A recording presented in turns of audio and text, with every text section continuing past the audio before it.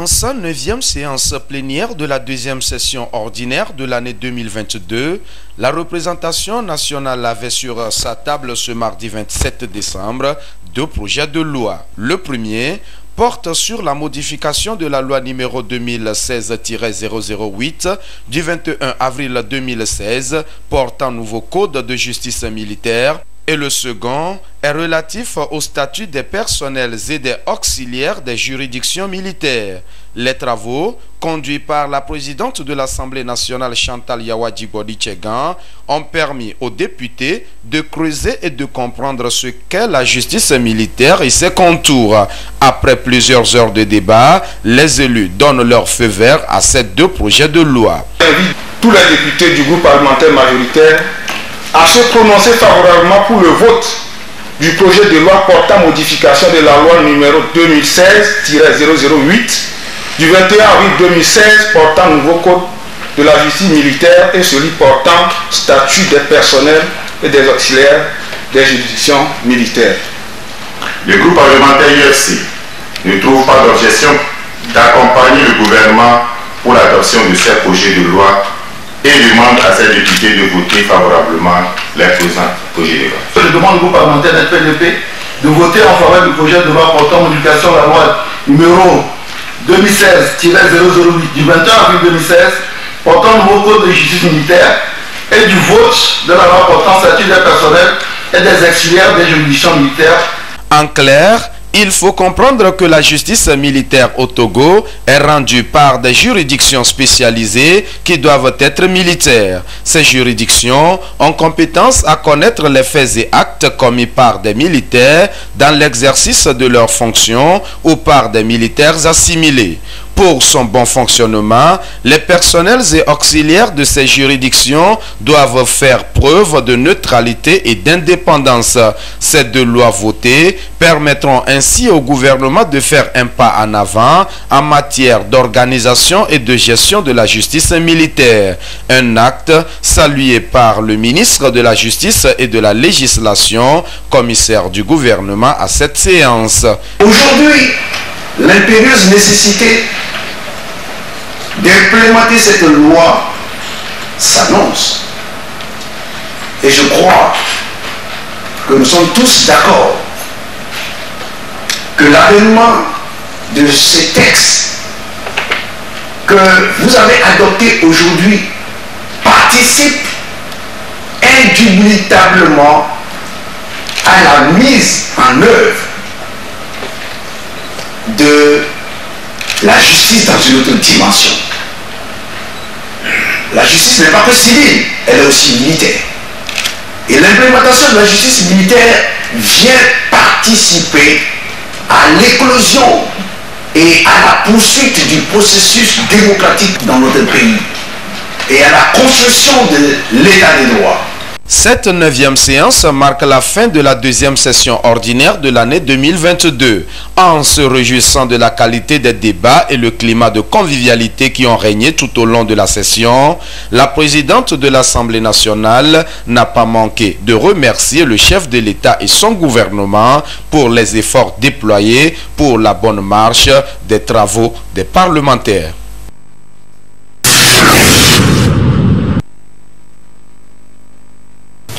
Cette séance plénière marque la fin de la 2e session ordinaire de l'année 2022.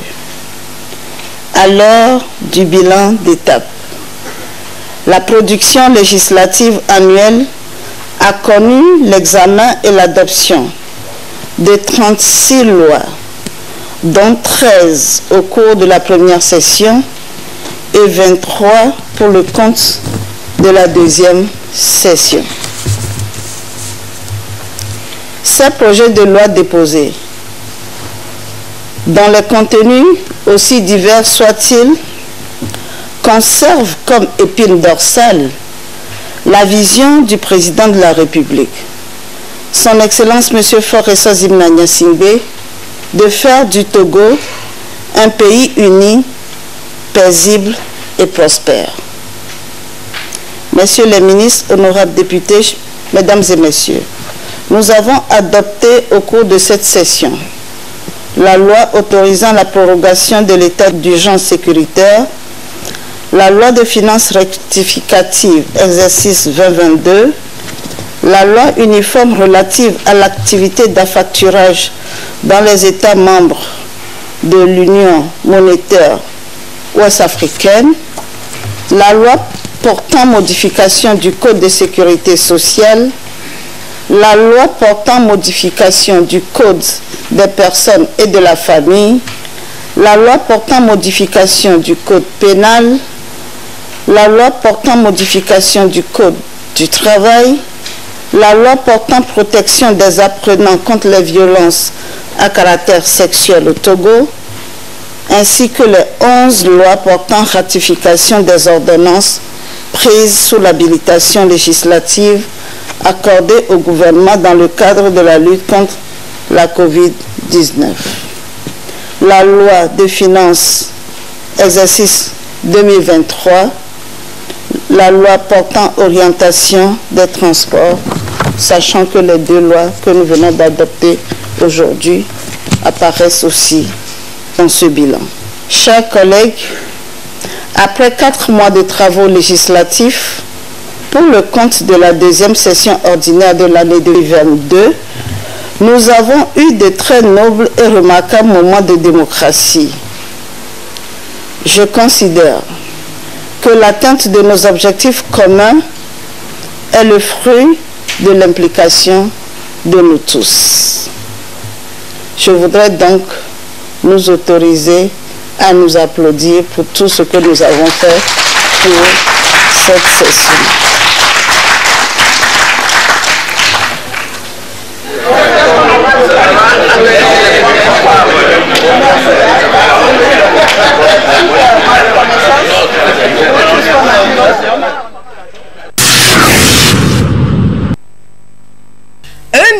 « 363 227 799 francs CFA, c'est le budget primitif exercice 2023 de la commune Agoignive 1 qui vient d'être voté ce mardi par le conseil municipal. Dans ce budget, 992 501 265 francs CFA sont destinés au fonctionnement de la commune et 370 726 534 francs CFA sont réservés à l'investissement pour la réalisation des chantiers de développement socio-économique. Les secteurs clés et prioritaires de ce projet sont ici relevés. Nous allons retenir la poursuite de certains travaux que nous avons entamés, pour certains en 2022 et pour d'autres en 2021. Nous avons, entre autres, la construction de la pédiatrie que nous avons entamée dans le budget 2021. Il ne reste que l'équipement et certains aménagements. Nous avons également entamé le PDC. Nous aurons ce PDC à disposition et qui permettrait de faire des lobbying pour le financement des travaux prévus. Il y a beaucoup de pistes ici dans notre commune qui ne sont pas vraiment entretenues. Dans ce budget 2023, c'est prévu l'achat de gradères pour pouvoir assurer de façon fréquente le reprofilage de ces voies. Notre projet mentionne également la construction d'un état civil dans le quartier Kitidian. La voie de Cap-Acier venant ici à la mairie, nous l'avons entamé. Les procédures de marché public et avec ces procédures de marché public, au début d'année 2023, ces travaux vont effectivement démarrer. Ce budget voté donne les moyens nécessaires au conseil municipal de mener les actions de développement de la commune en tenant compte des besoins, des préoccupations et des attentes de la population. En saluant le gouvernement pour son soutien et son appui multiforme en faveur de ces jeunes communes, les responsables d'Agoignive 1 ont invité les autorités à continuer dans ce sens pour l'atteinte des objectifs fixés. Nous continuons les plaidoiries pour que le gouvernement nous assiste à assainir la zone de Humbi, cette zone où l'assainissement est vraiment déploré par nos plaidoyers, le gouvernement a prévu derrière le CMS un bassin de rétention d'eau qui sera accompagné d'autres projets de bitumage des voies alentour. Et ce projet, quand ce sera réalisé, ça nous permettrait vraiment d'appeler la commune d'Aguenivé la commune de référence. Nous continuons toujours par adresser nos demandes pour que même si l'ensemble des travaux pour l'assainissement de Humbi ne peut pas être fait cette année, pour que quelque chose soit commencé pour soulager la population. Le maire Akoité Adambounou a saisi l'occasion pour exhorter les contribuables à payer les taxes et les impôts qui serviront à mener à bien les activités de la commune.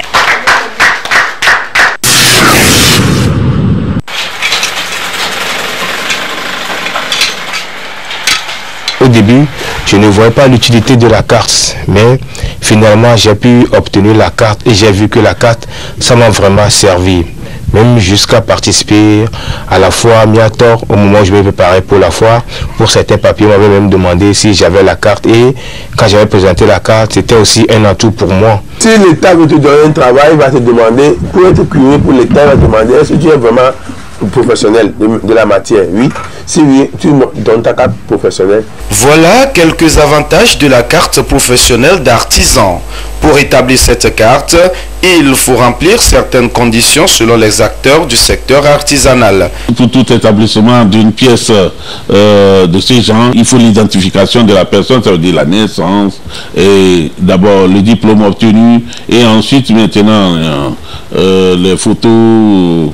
Actuellement, ça se fait chose avec l'électronique, tout ça là, et en un rien de temps, vous avez votre carte professionnelle. Tous les éléments qu'il faut réunir avant la fabrication de cette carte, donc c'est payant, et ça vaut 5 000 francs. Nous avons un expert venu de la Chambre de Cologne en Allemagne qui nous aide véritablement dans le travail de sensibilisation et de pouvoir répertorier les artisans disposant de leur carte professionnelle. Sans votre carte professionnelle, vous n'avez pas d'atout venant de l'UCRM ni des chambres de métier. À l'heure où le monde fait de plus en plus face aux problèmes de concurrence, le professionnalisme et l'excellence sont des clés pour avoir accès au marché national et international.